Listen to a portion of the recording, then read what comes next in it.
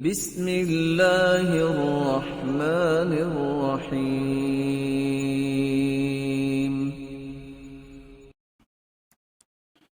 الحمد لله رب العالمين وبه نستعين والصلاة والسلام على أشرف الأنبياء والسيد المرسلين وعلى آله وصحبه أجمعين أما بعد فأعوذ بالله من الشيطان الرجيم يا أيها الذين آمنوا قوا أنفسكم وأهليكم نارا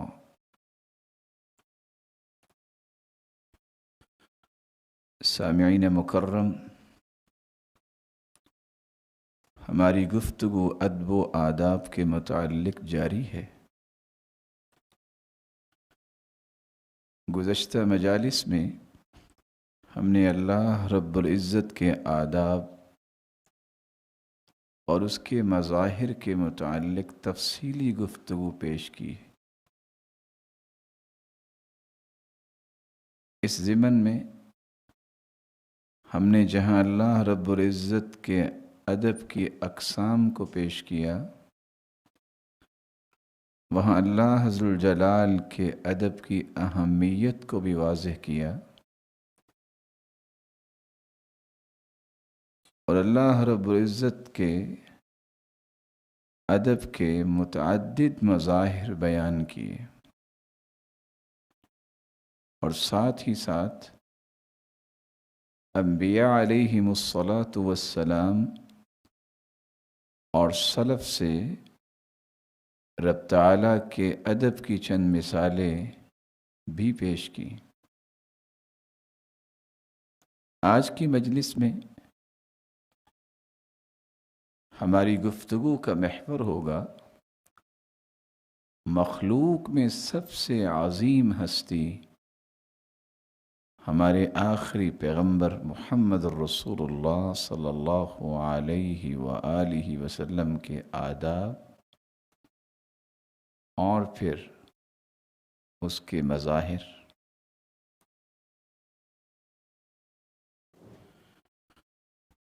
رسول اللہ صلی اللہ علیہ وآلہ وسلم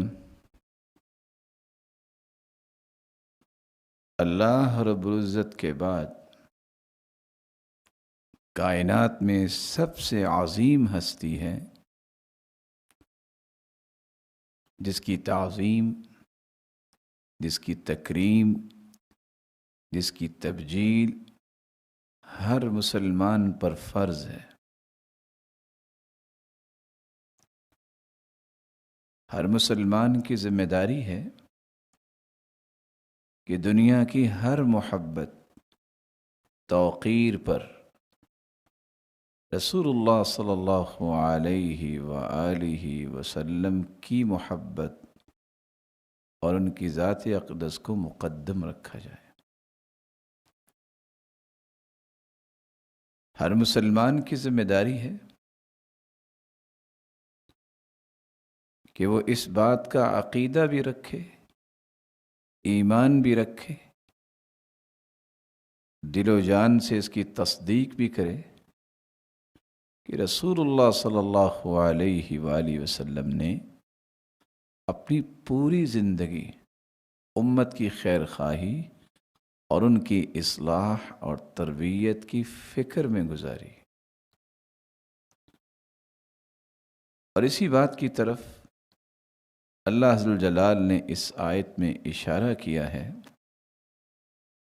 لَقَدْ جَاءَكُمْ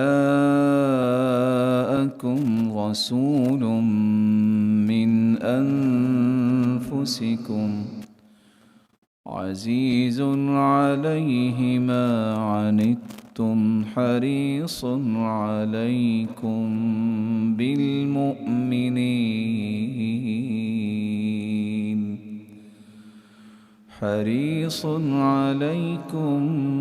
بالمؤمنين رؤوف رحيم۔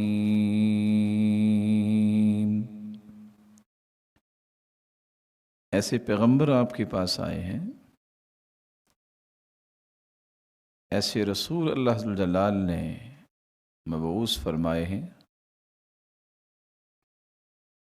من انفسکم عزیز علیہ ما عنتم حریص علیکم بالمؤمنین رؤوف الرحیم، مومنوں کے ساتھ انتہائی شفقت برتنے والے، اور کس قدر تڑپ ہے ان کی کہ مومنوں کو خیر و بھلائی مل جائے۔ یہی وجہ ہے مومنوں کے نزدیک سب سے قیمتی متاع جو ہے وہ رسول اللہ صلی اللہ علیہ وسلم کی ذات مقدس۔ آپ صلی اللہ علیہ وآلہ وسلم کی امت کی خیر خواہی کی جو تڑپ تھی، جو اہتمام تھا، اللہ رب العزت نے اس کی طرف ایک اشارہ کیا ہے، لعلک باخع نفسک الا یکونوا مؤمنین،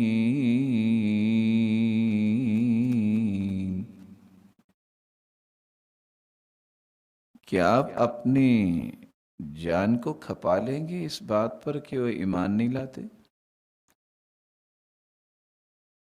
جو ایمان نہیں لاتے تھے ان کے بارے میں بھی اللہ کے رسول صلی اللہ علیہ وآلہ وسلم کی خیر کی تڑپ موجود تھی۔ بلکہ حیرانگی کی بات یہ ہے، قیامت کا دن ہوگا جب ساری کی ساری انسانیت پریشانی میں ہوگی اور ہر شخص کو اپنی جان کی فکر ہوگی، اس وقت بھی رسول اللہ صلی اللہ علیہ وسلم کو اپنی امت کی نجات کی فکر ہوگی۔ یہی وجہ ہے کہ اللہ رب العزت نے اس مبارک پیغمبر کی تعظیم اور تکریم کا حکم نازل کر دیا۔ یا ایھا النبی انا ارسلناک شاہدا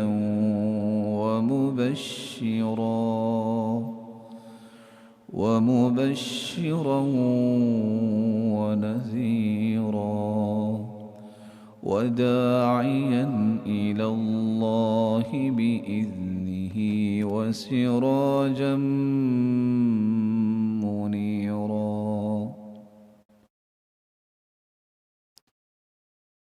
اے میرے پیغمبر، ہم نے تجھے گواہ بنا کے خوشخبری دینے والا اور ڈرانے والا اور اللہ کی طرف دعوت دینے والا اور ایک چمکتے ہوئے سورج کی نما اور چاند کی طرح چمکتی ہوئی ہستی بنا کے بھیجا ہے۔ اور دوسری جگہ فرمایا اِنَّا أَرْسَلْنَاكَ شَاهِدًا وَمُبَشِّرًا وَنَذِيرًا لِتُؤْمِنُوا بِاللَّهِ وَرَسُولِهِ وَتُعَزِّرُوهُ وَتُوَقِّرُوهُ وَتُسَبِّحُوهُ بُكْرَةً وَأَصِيلًا۔ بلا شبہ ہم نے تجھے گواہی دینے والا، خوشخبری دینے والا اور ڈرانے والا بنا کر بھیجا ہے، تاکہ تم اللہ اور اس کے رسول پر ایمان لاؤ اور اس ہستی کی مدد کرو اور اس کی تعظیم کرو، اور دن کے شروع میں اور آخر میں اللہ ذو الجلال کی تسبیح بیان کرو۔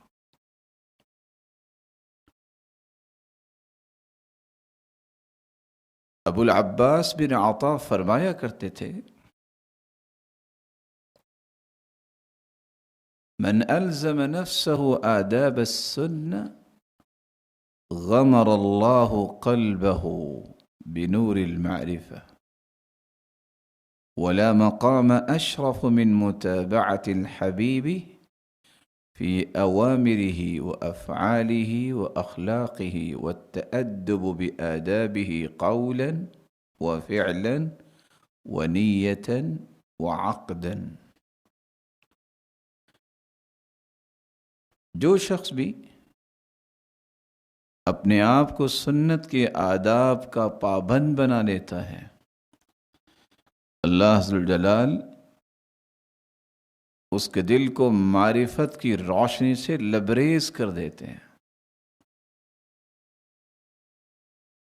اس سے بڑھ کے کوئی بھی دنیا کا مقام اور بلندی نہیں ہے کہ انسان جو اللہ ذوالجلال کے محبوب ہیں اس کے اوامر کی روشنی میں زندگی گزارے، اس کے افعال کو اپنے لیے رول ماڈل بنائے، اس کے اخلاق کو اپنے لیے اسوہ اور نمونہ اور قدوہ بنائے، اور اسی کے آداب کو ہی اپنے قول میں، اپنے عمل میں اور اپنی نیت میں اور اپنے عقیدے میں شامل کر لے. یہ قول و فعل اور نیت اور عقیدے کے متعلق جو ادب و آداب اس ہستی نے سکھا دیے ہیں، اس سے بڑا کوئی ادب نہیں ہے. تو رسول اکرم صلی اللہ علیہ وآلہ وسلم کی وہ عظیم ہستی ہے کہ ہر ایک مسلمان کے لیے لازمی اور ضروری ہے کہ اس ہستی کے ادب و آداب کا خیال رکھے، اس ہستی کی تعظیم بجا لائے، اور زندگی میں ہر قسم کی بے ادبی یا ہر قسم کا وہ قول و فعل یا فکر اور نظریہ، حتیٰ کہ حاشیہ تخیلات میں بھی ایسی چیز نہیں ہونی چاہیے کہ جس سے آپ صلی اللہ علیہ وآلہ وسلم کی بے ادبی ظاہر ہو. بینگ اے مسلم، مجھے اور آپ کو یہ بات سمجھنی چاہیے کہ آپ صلی اللہ علیہ وآلہ وسلم کے آداب ہیں کون سے.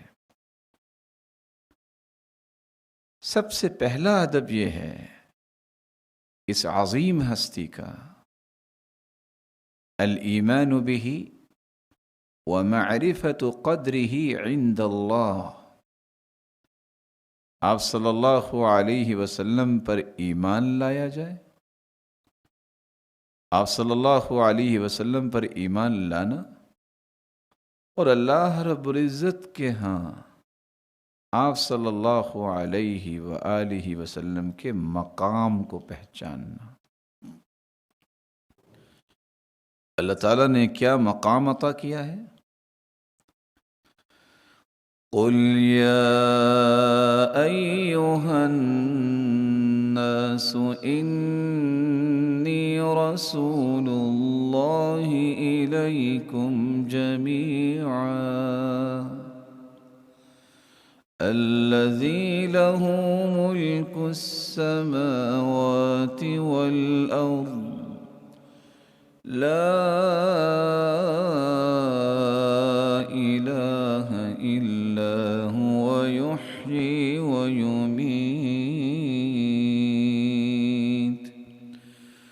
فآمنوا باللہ ورسولہ النبی الأمی الذی یؤمن باللہ وکلماتہ واتبعوه لعلكم تهتدون.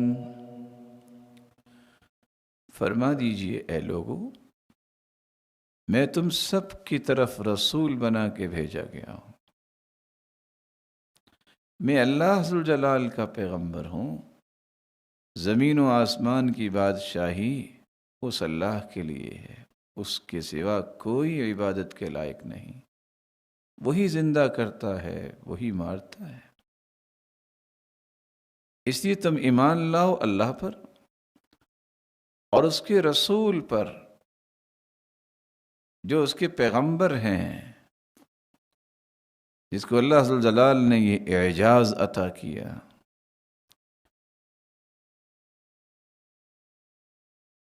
کہ پوری کائنات سے اسے اعلیٰ بنایا ہے۔ وہ بھی اللہ پر ایمان لاتے ہیں اور اللہ کے کلمات پر ایمان لاتے ہیں۔ وَاتَّبِعُوهُ لَعَلَّكُمْ تَهْتَدُونَ، اگر تو تمہاری تمنا ہدایت کی ہے تو پھر تم اسی کی اتباع کرو، شاید کہ تمہیں وہ ہدایت نصیب ہو جائے۔ قاضی ایاز فرماتے ہیں کہ اللہ کے رسول صلی اللہ علیہ وسلم کا یہ جو ادب ہے کہ اس ہستی پر ایمان لایا جائے، اس کا کیا معنی ہے؟ اس کا معنی یہ ہے تصدیق ثبوتہ، تصدیق نبوتہ ورسالت اللہ لہ۔ اس ایمان کا مطلب یہ ہے کہ آپ صلی اللہ علیہ وآلہ وسلم کی نبوت کی تصدیق کی جائے، ورسالت اللہ لہ، اور اس بات کی تصدیق کی جائے کہ اللہ عز و جلال نے انہیں مبعوث فرمایا ہے، وتصدیقہ فی جمیع ما جاء بہ وما قالہ، اور ہر اس چیز کی تصدیق کی جائے جو بات آپ صلی اللہ علیہ وآلہ وسلم نے فرما دی اور جس دین کو وہ لے کر آئے۔ ومطابقۃ تصدیق القلب بذلک شہادۃ اللسان، زبان سے جو گواہی دے رہا ہو دل کی بھی اس کے ساتھ موافقت ہو، بأنہ رسول اللہ، کہ ہاں وہ اللہ کے رسول ہیں۔ فإذا اجتمع التصدیق به بالقلب والنطق، جب دل و جان سے تصدیق انسان کر لیتا ہے تو پھر یہ تصدیق ہی وہ تصدیق ہے جس سے ایمان مکمل ہوتا ہے، جس سے تصدیق مکمل ہوتی ہے۔ صرف زبانی دعوے نہیں، دل کی اتھا گہرائیوں سے انسان کو یہ تسلیم کر لینا چاہیے کہ آپ کی بات سے بڑھ کے کسی کی بات نہیں ہے، آپ جو دین لے کے آئے ہیں اس دین سے بڑھ کے کوئی دین نہیں ہے۔ اس لیے تو اللہ عز و جلال نے جنوں کے حوالے سے قرآن مجید میں ایک بات کی طرف اشارہ کیا ہے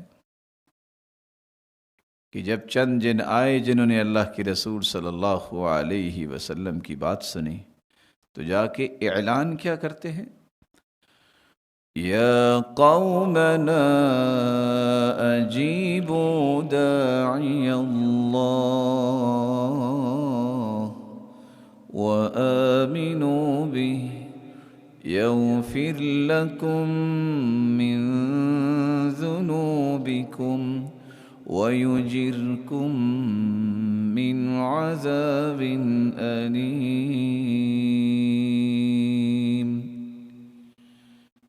اے قوم کے لوگو، اللہ عز و جلال کی طرف سے پکار لگانے والے کی بات پہ غور کرو، اس کی بات کو مانو اور اس پر ایمان بھی لاؤ۔ کیا ملے گا؟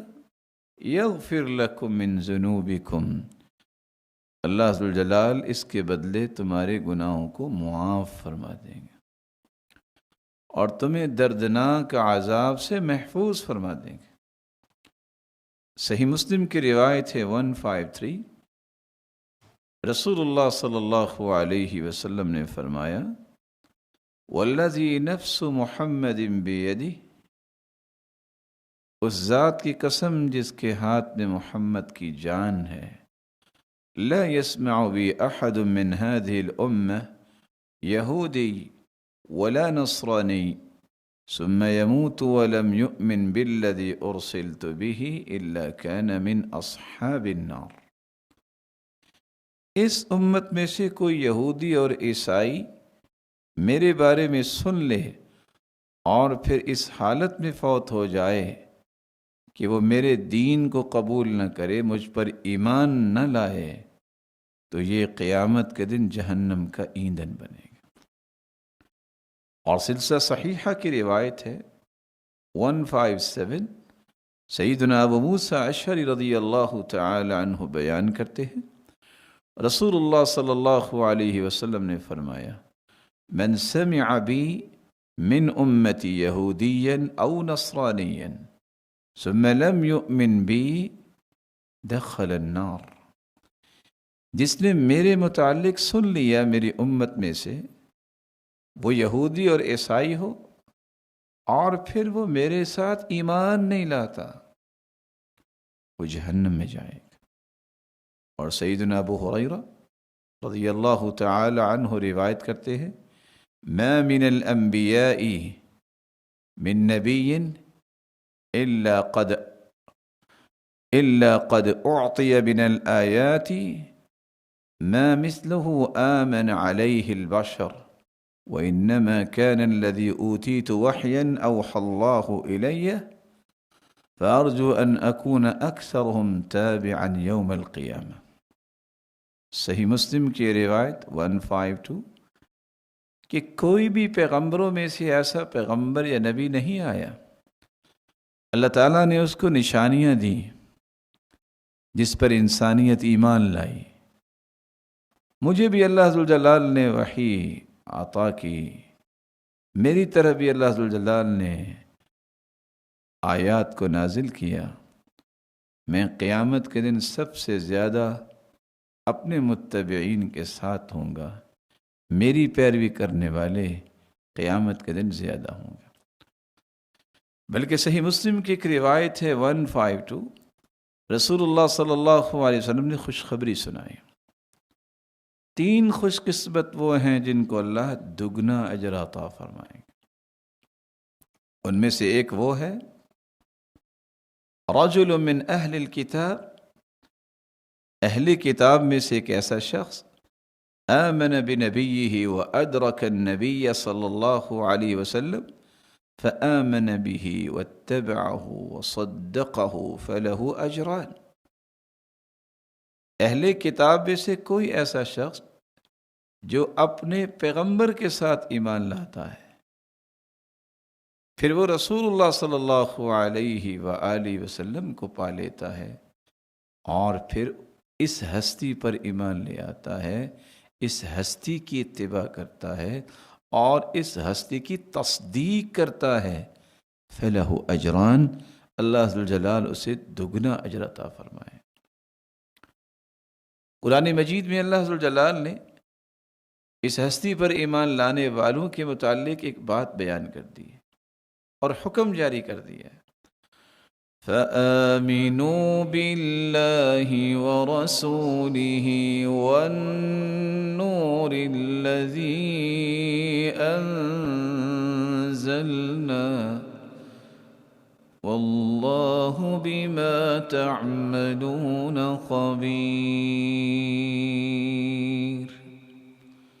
اللہ اور اس کے رسول پر ایمان لاؤ اور اس روشنی پر بھی ایمان لاؤ جس روشنی کو اللہ ذوالجلال فرماتے ہیں ہم نے نازل کیا، اور تم جو کچھ کرتے ہو اللہ ذوالجلال اس کی خبر رکھنے والے ہیں۔ اور دوسری جگہ فرمایا آمنوا باللہ ورسولہ وانفقوا مما جعلکم مستخلفین فیہ فالذین آمنوا منکم وانفقوا لهم اجر کبیر۔ اللہ ذوالجلال پر اس کے رسول پر ایمان لاؤ اور خرچ کیا کرو جن چیزوں میں اللہ ذوالجلال نے تمہیں خلیفہ بنایا ہے، جن چیزوں کے بارے میں اللہ ذوالجلال نے تمہیں ملکیت عطا کی ہے، اور وہ لوگ جو ایمان لاتے ہیں تم میں سے اور خرچ کرتے ہیں، اللہ ذوالجلال نے ان کے لیے بہت بڑا اجر رکھا ہے۔ ایک اور انداز میں اللہ ذو جلال نے فرمایا وَمَا لَكُمْ لَا تُؤْمِنُونَ بِاللَّهِ وَالرَّسُولُ يَدْعُوكُمْ لِتُؤْمِنُوا بِرَبِّكُمْ وَقَدْ أَخَذَ مِيثَاقَكُمْ إِن كُنتُم مُؤْمِنِينَ۔ تمہیں کیا ہے تم اللہ پر ایمان نہیں لاتے، اور رسول صلی اللہ علیہ وسلم تمہیں آوازیں دیتے ہیں کہ تم اپنے رب پر ایمان لاؤ۔ اگر تم ایمان والے ہو تو اللہ ذو الجلال نے تو تمہارا عہد و میثاق لیا ہوا ہے۔ اللہ ذو الجلال ایک اور جگہ فرماتے ہیں انما المؤمنون الذين آمنوا بالله ورسوله ثم لم يرتابوا وجاهدوا بأموالهم وأنفسهم في سبيل الله أولئك هم الصادقون۔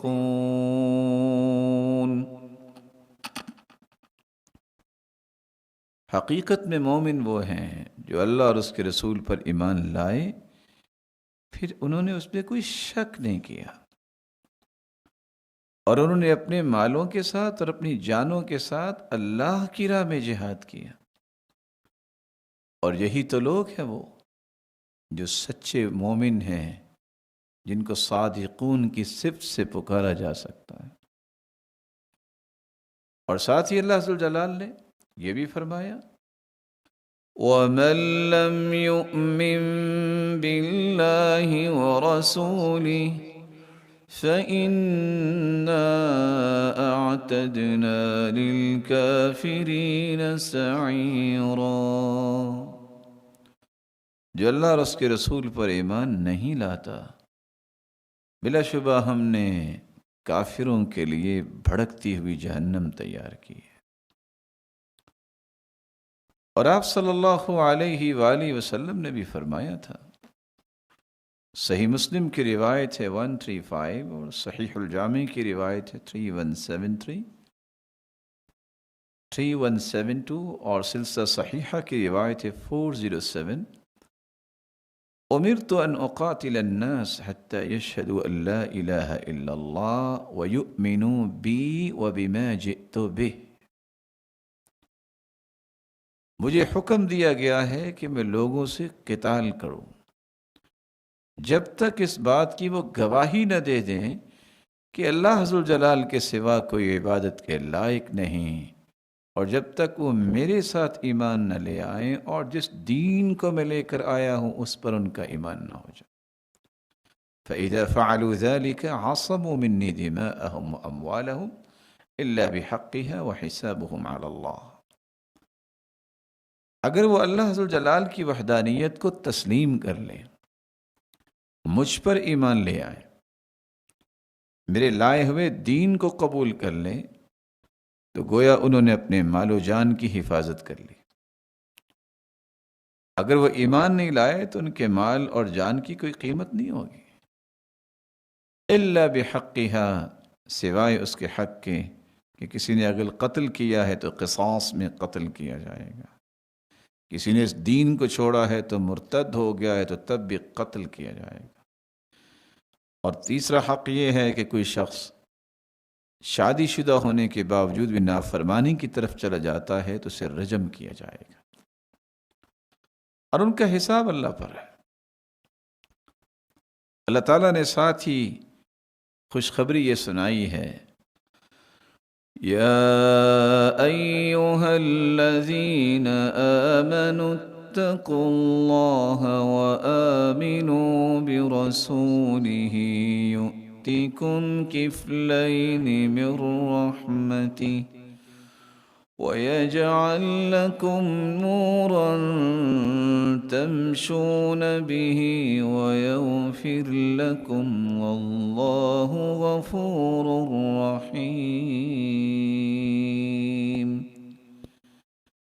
اے ایمان کا دعویٰ کرنے والو، اللہ سے ڈر جاؤ اور اس کے رسول پر ایمان لاؤ۔ اس کا پہلا فائدہ تمہیں یہ ملے گا کہ اللہ تمہیں دگنی رحمت عطا فرمائیں گے اور تمہارے لیے ایسے نور اور ایسی روشنی کا بندوبست فرمائیں گے کہ تم اس میں چلو گے، تمہاری پوری زندگی منور ہو جائے گی۔ اور تیسرا فائدہ، تمہارے گناہوں کو بھی رب تعالیٰ معاف فرما دیں گے، اور وہ بخشنے والا ہے، رحم کرنے والا۔ صحیح الجامع کی روایت ہے 7584، رسول اللہ صلی اللہ علیہ وآلہ وسلم نے فرمایا، لا یؤمن عبد حتی یؤمن بأربع، کوئی شخص اس وقت تک مومن نہیں ہوتا جب تک وہ 4 چیزوں پر ایمان نہ لائے۔ یشہد ان لا الہ الا اللہ وانی رسول اللہ بعثنی بالحق ویؤمن بالموت ویؤمن بالبعث بعد الموت ویؤمن بالقدر خیرہ وشرہ، جب تک وہ اس بات کی گواہی نہ دے دے کہ اللہ ذوالجلال کے سوا کوئی عبادت کے لائق نہیں اور میں اللہ ذوالجلال کا رسول اور پیغمبر ہوں، اللہ ذوالجلال نے مجھے حق کے ساتھ مبعوث کیا ہے، اور وہ موت کے ساتھ ایمان نہ لائے اور موت کے بعد قیامت پر ایمان نہ لائے اور تقدیر کی اچھائی اور برائی پر ایمان نہ لائے، اس وقت تک وہ مومن نہیں ہو سکتا۔ اور رسول اللہ صلی اللہ علیہ وآلہ وسلم نے اس ایمان کی دولت کو حاصل کرنے والوں کے لیے بہت بڑی خوشخبری سنائی۔ مسند احمد کی روایت ہے، والیوم 3 پیج 155، طوبى لمن آمن بي ورآني مرة وطوبى لمن آمن بي ولم يرني 7 مرات، خوش نصیبی اور سعادت مندی ہے اس انسان کے لیے جس نے مجھے ایک مرتبہ دیکھا اور ایمان لایا، اور اس شخص کے لیے خوش نصیبی اور سعادت مندی 7 مرتبہ ہے جس نے مجھے دیکھا تو نہیں لیکن مجھ پر ایمان لے آیا۔ اسی لیے رسول اللہ صلی اللہ علیہ وآلہ وسلم نے فرمایا تھا، وَدِدْتُ أَنِّي لَقِيتُ إِخْوَانِي، میرا جی چاہتا ہے میرے صحابہ کہ میں اپنے بھائیوں سے ملوں۔ تو صحابہ کرام نے یہ سوال کیا، أَوَلَيْسَ نَحْنُ إِخْوَانَكَ، اللہ کے رسول ہم آپ کے بھائی نہیں ہیں؟ قَالَ أَنْتُمْ أَصْحَابِي، تم تو میرے ساتھی ہو، وَلَكِنْ إِخْوَانِي الَّذِينَ آمَنُوا بِي وَلَمْ يَرَوْنِي، میں انہیں ملنا چاہتا ہوں جو مجھ پر ایمان تو لے آئے لیکن انہوں نے مجھے دیکھا نہیں ہوگا۔ مسند احمد کی روایت 12579 اس بات پر غمازی کرتی ہے کہ رسول اللہ صلی اللہ علیہ وسلم پر ایمان لانے والے کتنے خوش نصیب ہیں کہ جن کی ملاقات کی تمنا خود رسول اللہ صلی اللہ علیہ وسلم کر رہے ہیں۔ اس سے یہ بات بھی پتہ چلی کہ اس سے بڑی دنیا جہان کی کوئی سعادت اور خوش نصیبی ہے ہی نہیں کہ اس ہستی پر ایمان لایا جائے۔ یہاں صرف اس بات کو اجاگر کرنے کے لیے اور اس بات کو سمجھانے کے لیے اور یہ بات ذہن نشی کرنے کے لیے ایک اور بات بھی ساتھ سمجھنی چاہیے کہ اگر کسی کے ذہن میں یہ سوال پیدا ہو جائے کہ اس ہستی پر ایمان کیوں لایا جائے، تو ایسے بھولے بھٹکے انسان کو یہ جواب دینا چاہیے کہ اس ہستی پر ایمان لایا جائے کیونکہ اللہ ذوالجلال کے نزدیک قدر و منزلت کے اعتبار سے اس جیسی کوئی ہستی نہیں ہے۔ اللہ ذوالجلال کے ہاں اس ہستی کا شرف اور کرامت پوری کائنات سے بڑھ کر ہے۔ یہ اللہ ذوالجلال کے برگزیدہ بھی ہیں، چنیدہ بھی ہیں۔ اللہ ذوالجلال نے بشریت میں سے انبیاء کو چنا، پھر انبیاء میں سے رسل کو چنا، پھر رسل میں سے اولو العزم کو چنا، اور پھر اولو العزم میں سے رسول اللہ صلی اللہ علیہ وسلم کا چناؤ کیا۔ اللہ ذو الجلال نے پوری انسانیت پر اس ہستی کو فضیلت عطا کی اور ایک ایسا اعزاز بخشا جو کسی کی قسمت میں نہیں ہوا۔ اس ہستی کو خاتم النبیین کا اعزاز عطا کیا۔ اللہ تعالیٰ نے کوئی ایک اعزاز نہیں، دسیوں اعزازات سے نوازا، امتیازات سے نوازا۔ اصطفاہ فی عقلی، اللہ نے چناؤ عقل کے اعتبار سے بھی کیا۔ ما ضل صاحبکم وما غوا، ما ضل صاحبکم وما غوا۔ اور اللہ عز وجل نے قرآن مجید میں اس کی گواہی دی کہ تمہارے ساتھی بھٹکے نہیں ہیں، وما غوا، اور راہ راست سے الگ نہیں ہوئے۔ واصطفاہ فی صدقی، اللہ عز وجل نے اس ہستی کی صداقت میں اس ہستی کو چنا۔ وما ينطق عن الہویٰ، یہ ہستی اس وقت تک زبان کو حرکت نہیں دیتی جب تک اللہ کا حکم نازل نہیں ہو جاتا۔ اصطفاہ فی صدری، اللہ ذو الجلال نے سینے کے اعتبار سے بھی پوری کائنات سے ہستی کا چناؤ کیا۔ الم نشرح لک صدرک، کیا ہم نے شرح صدر آپ کو عطا نہیں کیا؟ اصطفاہ فی فؤادی، اللہ ذو الجلال نے اس ہستی جیسا کسی کو دل بھی عطا نہیں کیا۔ ما کذب الفؤاد ما رأى، اس دل نے معمولی بھی حق سے دور ہونے کی بات نہیں کی، جو دیکھا وہی بیان کیا۔ اصطفاہ فی ذکری، اللہ ذو الجلال نے تذکرے کے اعتبار سے بھی اسی ہستی کا چناؤ کیا۔ ورفعنا لک ذکرک، ہم نے تمہارے تذکرے بلند کر دیا۔ اصطفاہ فی علمی، اللہ نے علم کے اعتبار سے بھی اسی ہستی کا چناؤ کیا۔ علمہ شدید القوا، اس ہستی کو سکھایا ہے تو جبریل امین نے۔ اصطفاہ فی حلم، حلم و بردباری کے اعتبار سے بھی اس ہستی کا چناؤ کیا۔ بالمؤمنین رؤوف الرحیم، یہ مومنوں کے ساتھ بڑے ہی رحم کا معاملہ کرنے والے اور نرمی کا معاملہ کرنے والے۔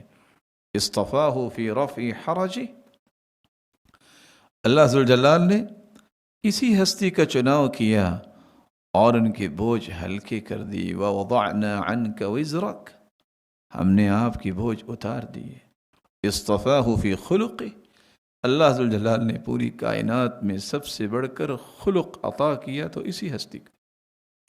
وَإِنَّكَ لَعَلَى خُلُقٍ عَظِيمٍ، اور بلا شبہ آپ خلق عظیم پر فائز ہے۔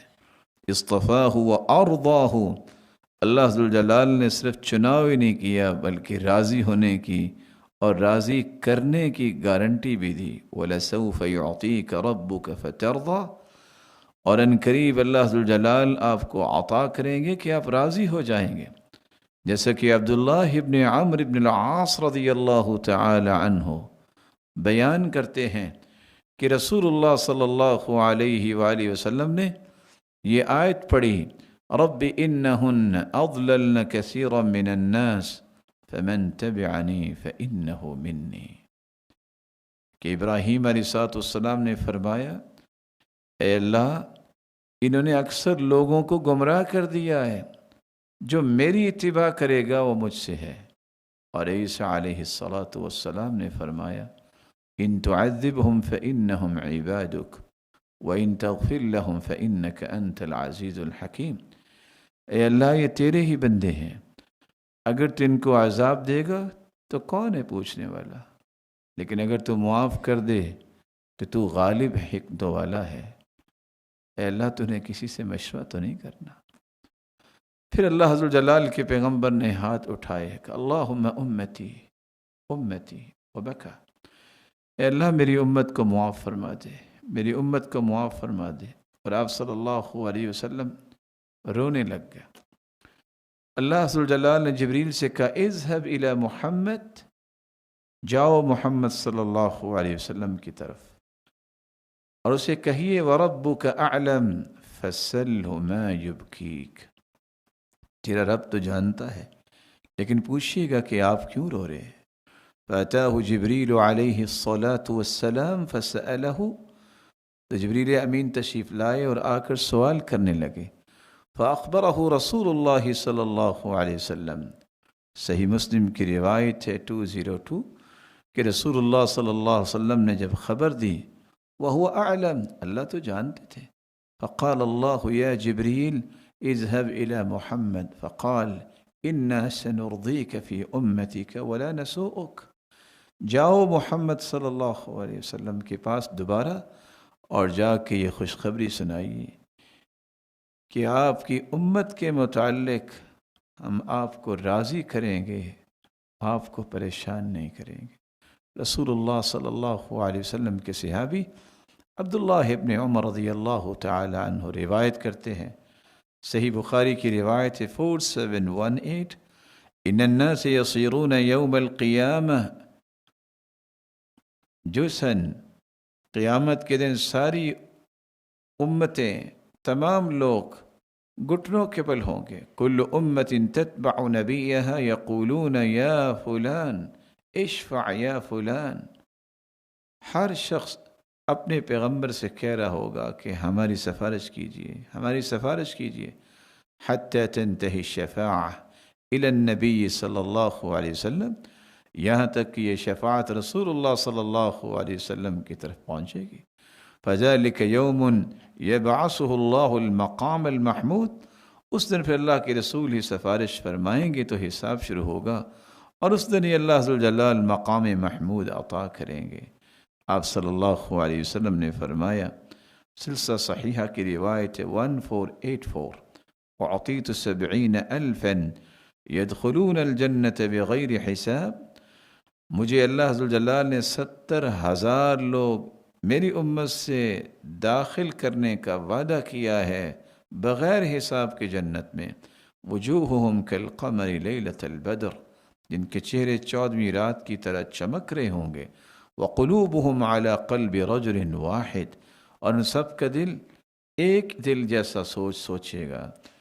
فاستزدت ربی عز وجل فزادنی مع کل واحد 70,000، میں نے اور مطالبہ کیا، اللہ عز و جلال نے ہر ایک کے ساتھ مزید 70,000 مجھے عطا کر دیے، گویا میری امت میں سے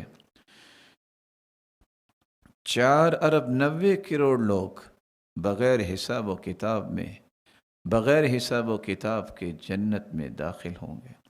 رسول اللہ صلی اللہ علیہ وسلم پر ایمان لانا، جہاں یہ بہت بڑی نعمت ہے، وہاں اللہ حضر جلال کے اس پیارے پیغمبر کی دعا میں شریک ہونے کی بہت سی آسان کیفیت ہے کہ جو اللہ سے دعائیں کر رہی ہے ہستی کہ اللہ میری امت کو بخش دینا، اس امت کی ذمہ داری پھر اور بڑھ جاتی ہے، جس کے لیے راتوں رات اٹھ کے اللہ سے دعائیں کیا کرتے کہ اس امت کو معاف کر دے۔ تو اس امت کو معافی لینے کے لیے اور اس ہستی کی رفاقت حاصل کرنے کے لیے اس پر ایمان لانا اور اس کی ادب و آداب کا خیال رکھنا، یہ ایک بہت بڑی ذمہ داری بن جاتی ہے۔ اللہ ذوالجلال ہمیں ان لوگوں کی صف میں شامل فرمائے جن کے بارے میں اللہ کے رسول نے مطالبہ کیا کہ اللہ میری امت میں سے 70,000 لوگوں کو جو بے حساب جنت میں لے کے جانا ہے، ان کا حساب بھی نہیں ہوگا، اللہ مجھے اور بھی عطا کر دیجئے۔ تو اللہ ذوالجلال نے ہر ایک کے ساتھ مزید 70,000 لوگوں کے بارے میں خوشخبری سنا دی۔ کسی پیغمبر کی اپنی امت کے بارے میں یہ شفقت اور محبت کا نام کیا دیا جائے؟ دنیا جہان کی ڈکشنریاں اس کی تعبیر کرنے سے قاصر ہیں کہ رسول اللہ صلی اللہ علیہ وسلم کی شفقت اور محبت اور بردباری اپنی امت کے ساتھ کتنی تھی، اپنی امت کی فکر کتنی تھی۔ کاش اس فکر کو سامنے رکھتے ہوئے وفاداری میں بھی آج میں اور آپ اس قدر آگے آ جائیں کہ ہم آپ صلی اللہ علیہ وآلہ وسلم کی دعاؤں کے مستحق بن جائیں اور آپ کی رفاقت کے مستحق بن جائیں۔ آپ صلی اللہ علیہ وسلم کی ذات اقدس کا دوسرا ادب یہ ہے تصدیقہ فی کل ما اخبر، آپ صلی اللہ علیہ وسلم کی ہر بات کی تصدیق کرنا، کہ اس ہستی نے جو کچھ فرمایا اس کی تصدیق کی جائے۔ کیسے تصدیق کی جائے؟ جس طرح سلسلہ صحیحہ کی روایت ہے 306 کہ آپ صلی اللہ علیہ وسلم کو معراج کی سیر کروائی گئی۔ جب آپ کو معراج کروائی گئی اور آپ نے کیا کیا دیکھا، جو ہی آپ کی واپسی ہوئی تو سیدنا ابو بکر صدیق رضی اللہ تعالی عنہ ان کے پاس ابو جہل آیا اور آ کے کہتا ہے جانتے ہو کہ آپ کے ساتھی نے کیا کہا ہے کہ رات وہ بیت المقدس گئے تھے؟ یہ 40 دن کا راستہ کیسے راتوں رات طے کر لیا؟ پھر سوال کرتا ہے کہ سنا ہے کہ راتوں رات آسمانوں کی سیر کی ہے، کیا تم اس بات کی تصدیق کرتے ہو؟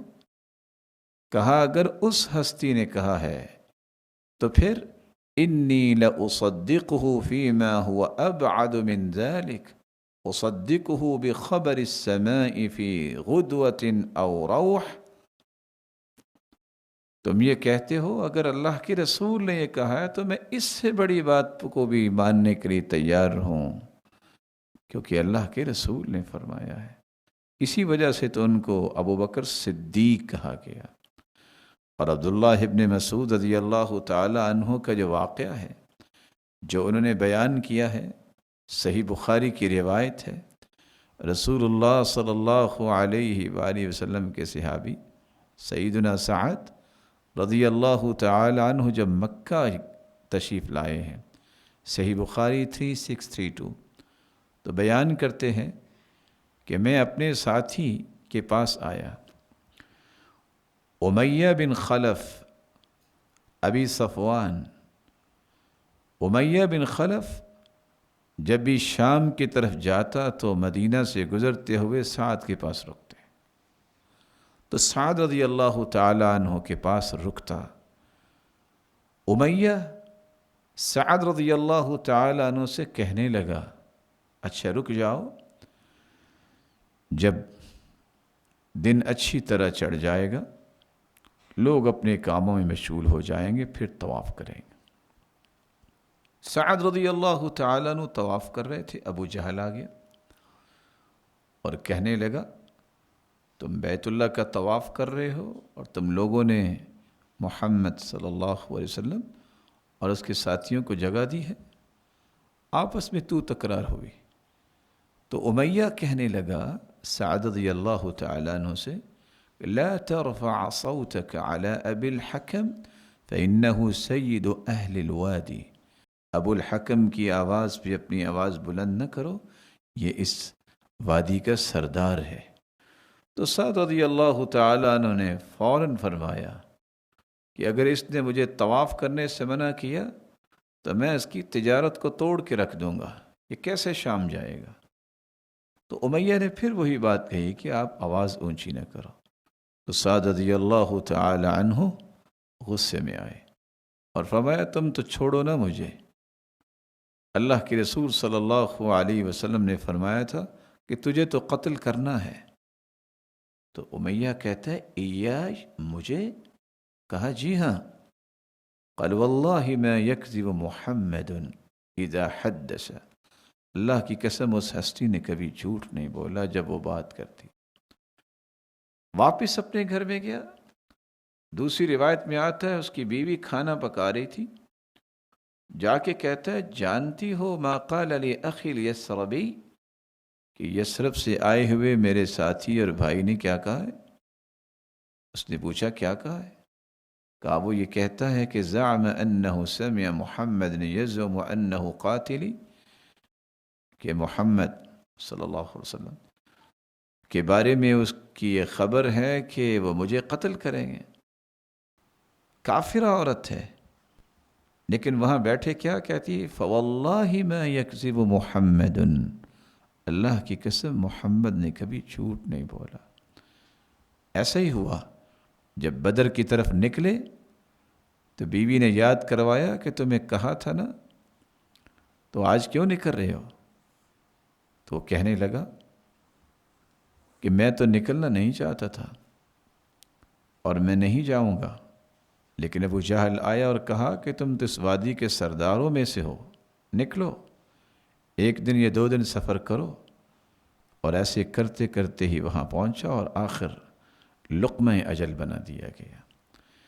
تو کافر بھی اس بات کا اعتراف کرتے تھے کہ اللہ کے رسول صلی اللہ علیہ وآلہ وسلم کی صداقت جو ہے، اس پہ دنیا کے اندر اس طرح کی صداقت پائی نہیں جاتی۔ سیدنا علی رضی اللہ تعالیٰ عنہ کا قصہ جو ہمیں آپ صلی اللہ علیہ وسلم کی صداقت کو کس طرح واضح کرتا ہے، صحیح بخاری کی روایت 3983، آپ صلی اللہ علیہ وآلہ وسلم کے متعلق سیدنا علی رضی اللہ تعالیٰ عنہ بیان کرتے ہیں کہ ابو مرصد الغنوی اور زبیر ابن العوام اور مجھے، یعنی 3 لوگوں کو اللہ کے رسول صلی اللہ علیہ وسلم نے گھوڑوں پر سوار کر کے بھجوایا کہ جاؤ روضۃ خاخ نامی باغ کے پاس پہنچو، وہاں ایک عورت ہوگی مشرکوں میں سے جس کے پاس ایک خط ہے حاطب بن ابی بلتع رضی اللہ تعالی عنہ کا، جو مشرکوں کی طرف لکھا گیا ہے۔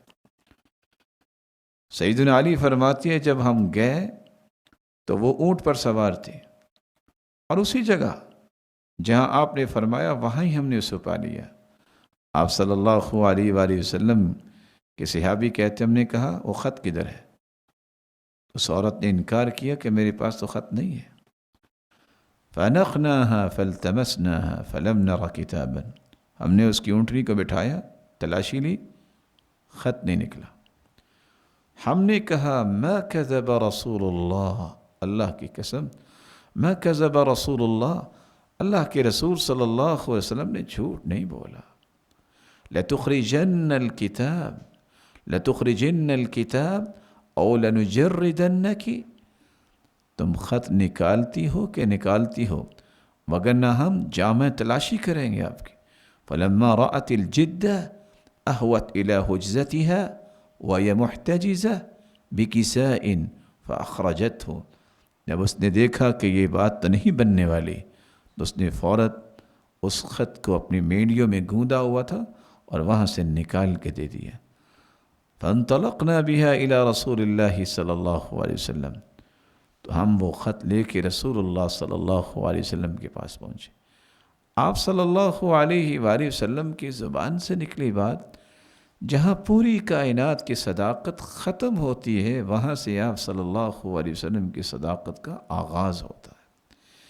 اس لیے اس ہستی کی تصدیق کرنا، اس ہستی کی زبان سے نکلنے والی گفتگو کی تصدیق کرنا اور اس ہستی کے لائے ہوئے دین کی تصدیق کرنا، یہ دوسرا ادب ہے اس ہستی کا۔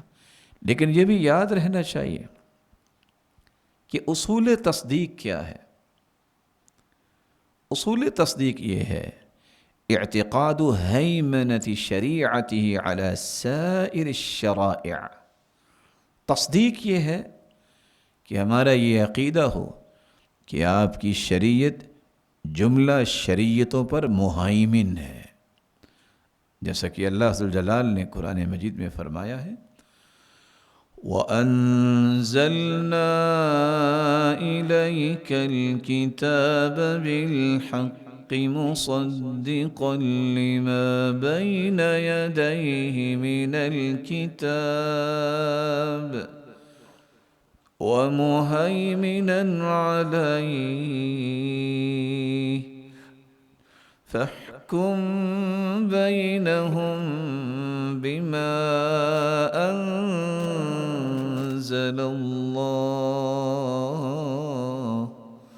وَلَا تَتَّبِعْ أَهْوَاءَهُمْ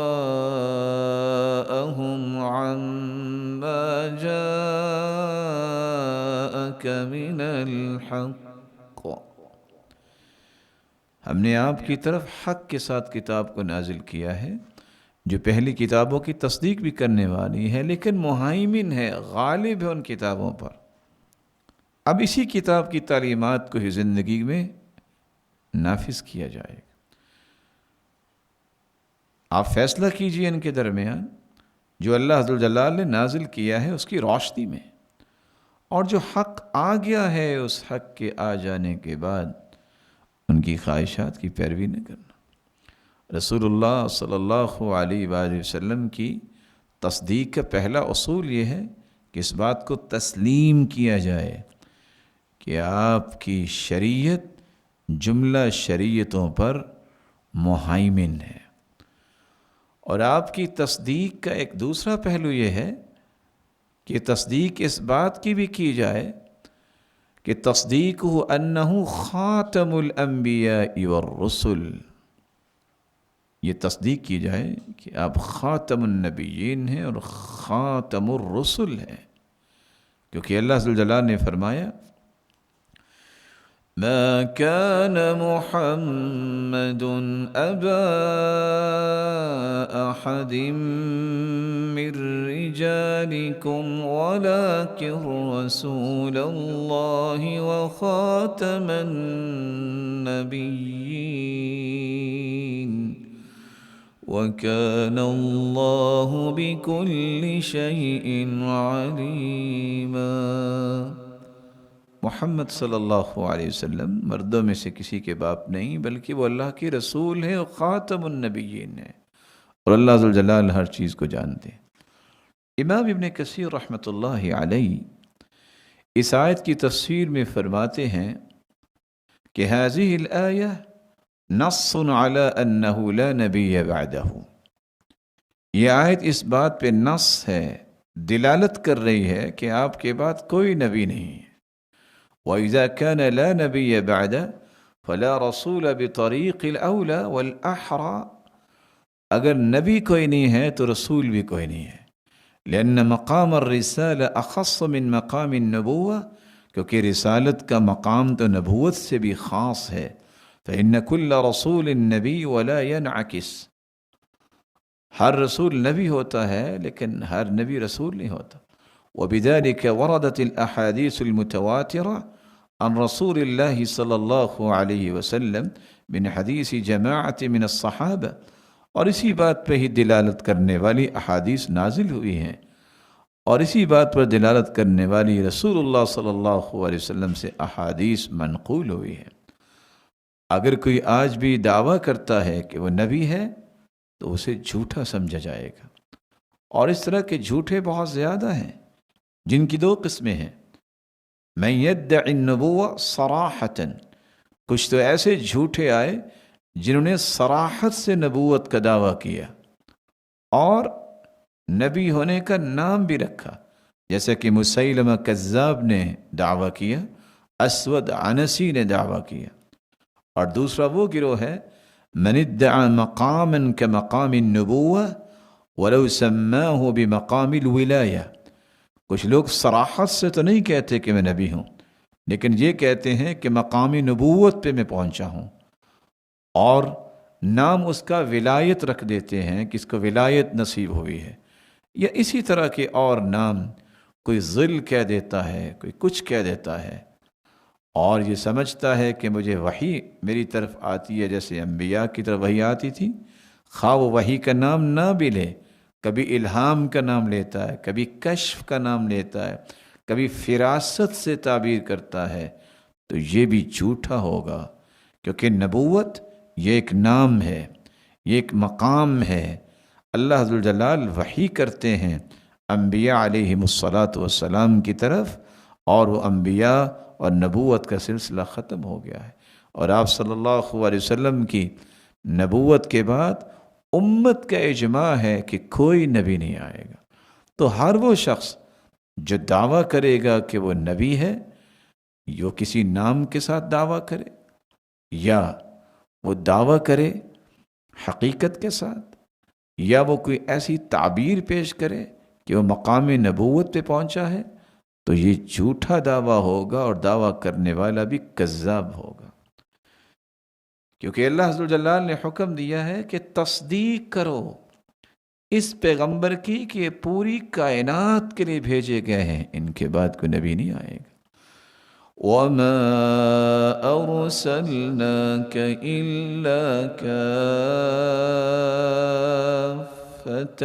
للناس بشيرا ونذيرا ولكن أكثر الناس لا يعلمون. ہم نے پوری انسانیت کے لیے خوشخبری سنانے والا اور ڈرانے والا بنا کے آپ کو بھیجا ہے، لیکن اکثر لوگ اس بات کو جانتے نہیں. تو آپ صلی اللہ علیہ وسلم کی نبوت کا پیغام پوری بشریت اور انسانیت کے لیے، جس میں جن بھی شامل ہیں، جیسا کہ قرآن مجید میں سورۃ الجن میں اور سورۃ الاحقاف کے آخر میں اللہ ذوالجلال نے اس حقیقت کو بیان کیا ہے. اور یہ امتیاز تمام انبیاء میں سے صرف رسول اللہ صلی اللہ علیہ وسلم کو حاصل ہے کہ ان کی نبوت اور رسالت پوری کائنات کے لیے ہے، اور اس رسالت اور نبوت کا انکار کرنے والا کبھی مومن نہیں ہو سکتا.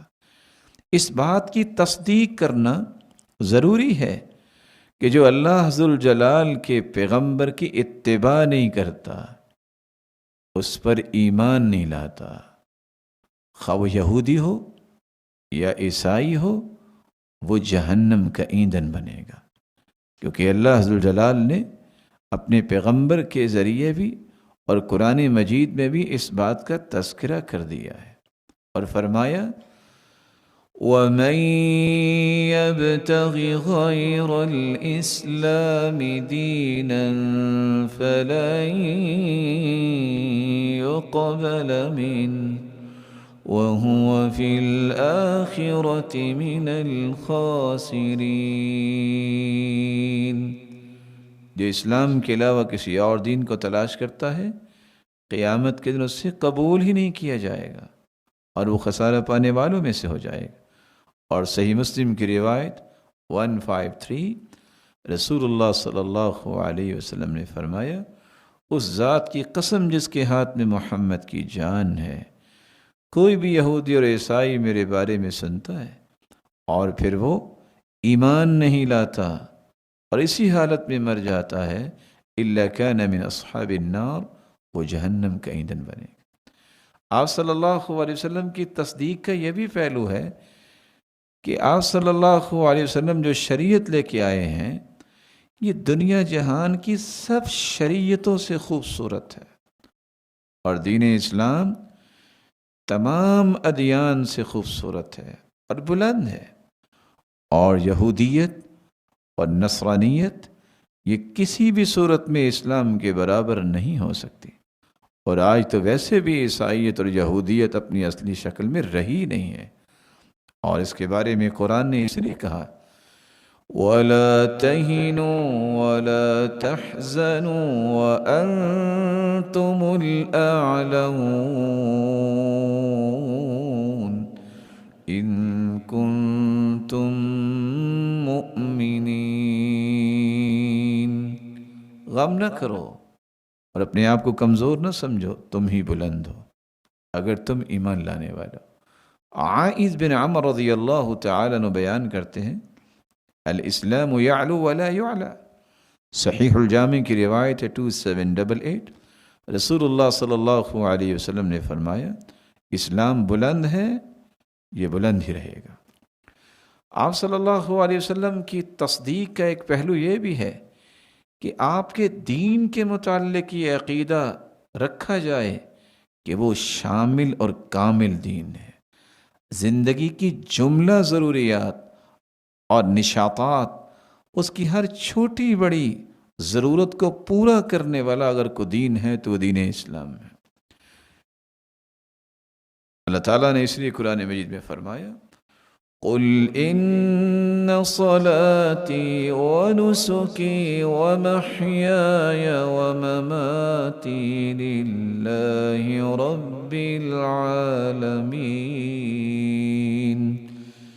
لَا شَرِيكَ لَهُ وَبِذَلِكَ أُمِرْتُ وَأَنَا أَوَّلُ الْمُسْلِمِينَ.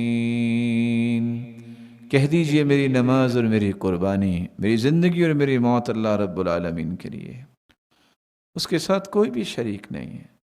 مجھے حکم ہی اس بات کا دیا گیا ہے کہ میں اپنی زندگی کے جملہ زاویے کو اللہ کے لیے خالص کروں، اور میں اول المسلمین۔ یہ سب کے سب امور اور یہ وہ اصول ہیں جن کی تصدیق کرنا اصل ایمان ہے۔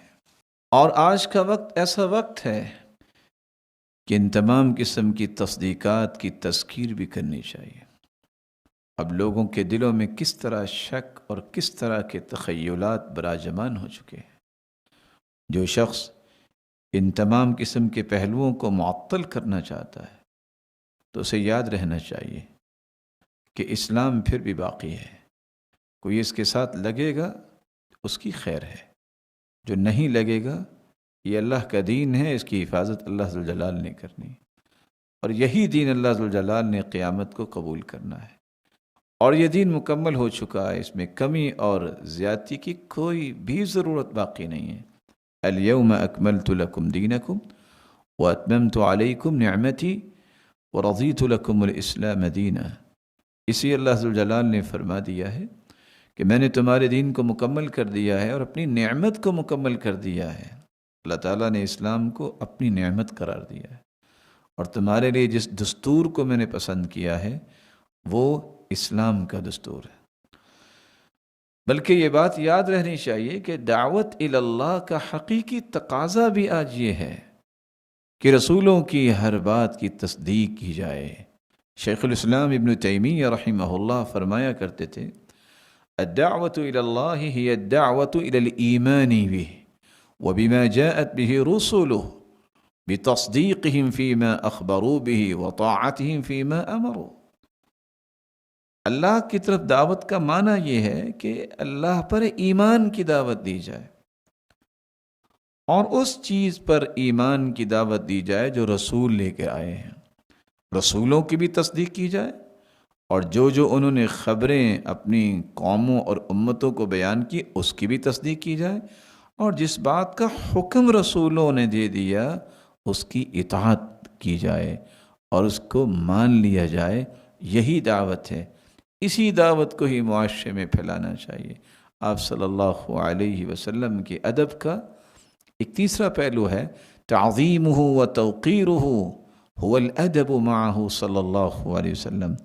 آپ صلی اللہ علیہ وسلم کی تعظیم اور توقیر کرنا۔ لا تجعلوا دعاء الرسول بینکم کدعاء بعضکم بعضا۔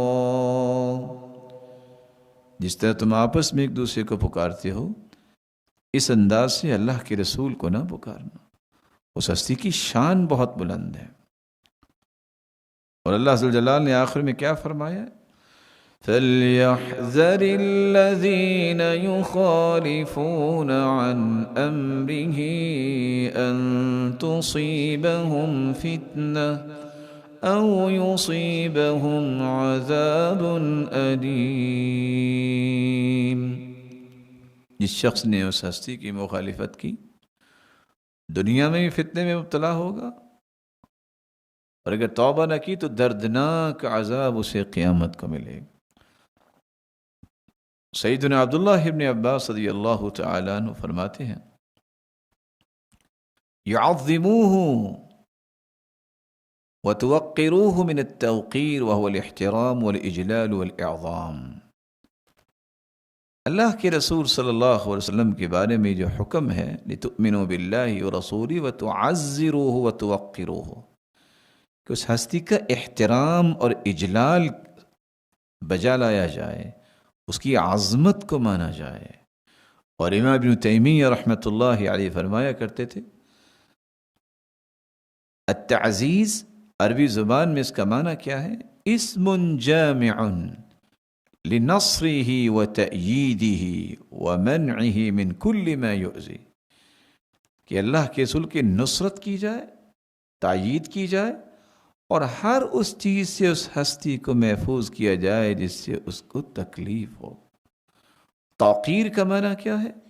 اسم جامع لكل ما فيه سكينة وطمأنينة من الإجلال والإكرام وأن يعامل من التشريف والتكريم، کہ رسول اللہ صلی اللہ علیہ وسلم کا اجلال و اکرام ایسا ہو، اس میں سکون اور طمانینت ہو، اور آپ صلی اللہ علیہ وسلم کے ساتھ تکریم اور شرف اور بزرگی کا ایسا معاملہ کیا جائے کہ آپ صلی اللہ علیہ وسلم کو کبھی اس سے تکلیف نہ ہو، اور وہ پہلو وقار سے بھی دور نہ ہو۔ اس لیے تو اللہ ذوالجلال نے فرمایا تھا، یا ایہا الذین آمنوا لا ترفعوا اصواتکم فوق صوت النبی ولا تجهروا له بالقول كجهر بعضكم لبعض أن تحبط أعمالكم وأنتم لا تشعرون۔ اے ایمان کا دعویٰ کرنے والوں، اللہ ذوالجلال کے پیغمبر کی آواز پر اپنی آواز کو بلند نہ کرو، اور بلند آواز سے ان سے گفتگو بھی نہ کرو جیسے تم آپس میں ایک دوسرے سے گفتگو کرتے ہو، تمہیں پتہ بھی نہیں چلے گا اگر تم نے یہ کام کیا تو کہیں تمہارے اعمال ضائع نہ ہو جائیں۔ اور رسول اللہ صلی اللہ علیہ وآلہ وسلم کے ساتھ ادب صحابہ کرام کیسے کیا کرتے؟ سلسلہ صحیحہ کی روایت 2019، ان ابواب النبی كانت تقرع بالاظافیر، آپ کے دروازے کو کھٹکھٹانے کی کسی کی جرت نہیں ہوتی تھی، بلکہ معمولی سا ناخنوں کے ساتھ معمولی سا کھٹکھٹاتے کہ بس آواز پہنچے۔ رسول اللہ صلی اللہ علیہ وآلہ وسلم کے صحابی عوف بن مالک فرماتے ہیں کہ ہم اللہ کے رسول صلی اللہ علیہ وسلم کے ساتھ تھے غزوات میں، جب ایک رات میں اللہ کے رسول صلی اللہ علیہ وسلم کے پاس آیا، میں نے دیکھا کہ صحابہ کرام پاس بیٹھے ہیں اور اس طرح انہماک سے بات سن رہے ہیں کہ ان کے سروں پہ پرندے بیٹھے ہیں۔ وَإِذَا الْإِبِلُ قَدْ وَضَعَتْ جِرَانَهَا، اور حالت یہ ہے کہ کسی کو اس بات کا پتہ ہی نہیں ہے کہ دائیں بائیں کیا ہے۔ رسول اللہ صلی اللہ علیہ وسلم کے سامنے صحابہ بیٹھتے، اس انہماک سے بیٹھتے كأن على رؤوسهم الطير، جیسے کہ ان کے سروں پہ پرندے بیٹھے۔ اور صحیح مسلم کی روایت ہے 336، سیدنا عمر بن عاص رضی اللہ تعالیٰ عنہ فرمایا کرتے تھے کہ دنیا میں اللہ کے رسول سے بڑھ کے میرے لیے کوئی پیارا نہیں ہے، لیکن میں نے کبھی آنکھ بھر کے اللہ کے رسول کو دیکھا نہیں ہے، اتنا اجلال اور تکریم تھی میرے دل میں۔ اگر کوئی مجھ سے پوچھے کہ میں وصف بیان کروں تو میں نہیں کر سکوں گا، کیونکہ میں نے آنکھ بھر کے کبھی دیکھا نہیں ہے، اتنا اللہ کے رسول صلی اللہ علیہ وسلم کا احترام میرے دل میں تھا۔ رسول اللہ صلی اللہ علیہ وآلہ وسلم کے صحابی مسور بن مخرمہ رضی اللہ تعالی عنہ صحابہ کرام کی محبت بیان کرتے ہیں کہ اللہ کے رسول صلی اللہ علیہ وسلم بتقاضۂ بشریت اگر پانی ان کا گرتا چہرہ دھوتے ہوئے، ہاتھ دھوتے ہوئے، تو پانی کا قطرہ زمین پہ نہ گرنے دیتے۔ آپ صلی اللہ علیہ وسلم اگر تھوکتے تو وہ بھی پکڑ کے اللہ کے رسول صلی اللہ علیہ وسلم کے صحابی اپنے جسم پہ لگا لیتے۔ آپ صلی اللہ علیہ وآلہ وسلم کی یہ تعظیم دیکھ کر میں نے سمجھا کہ دنیا میں کوئی شخصیت ایسی نہیں ہے، کوئی بادشاہ ایسا نہیں ہے جس کی تعظیم کرنے والے لوگ موجود ہوں۔ آپ صلی اللہ علیہ وآلہ وسلم کی تعظیم کا ایک پہلو یہ بھی تھا۔ ابن قاسم بیان کرتے ہیں میں نے مالک سے کہا لِمَ لَمْ تَأْخُذْ عَنْ عَمْرِ بْنِ دینار، آپ عمر بن دینار سے کیوں نہیں روایت لیتے؟ قال أتيته فوجدته يأخذون عنه قياما فأجللت حديث رسول الله أن آخذه قائما، میں نے دیکھا کہ وہ کھڑے ہو کے بیان کر رہے تھے تو میں نے حدیث کی جلالت کو سامنے رکھتے ہوئے میں نے کہا نہیں، احترام یہ ہے کہ میں بیٹھ کے اس چیز کو حاصل کروں۔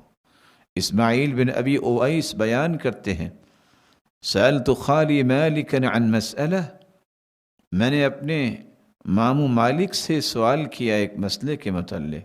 کہا قر ثم توضا، کہا یہاں رکو. وہ گئے، انہوں نے وضو کیا، پھر ایک چارپائی پہ بیٹھے.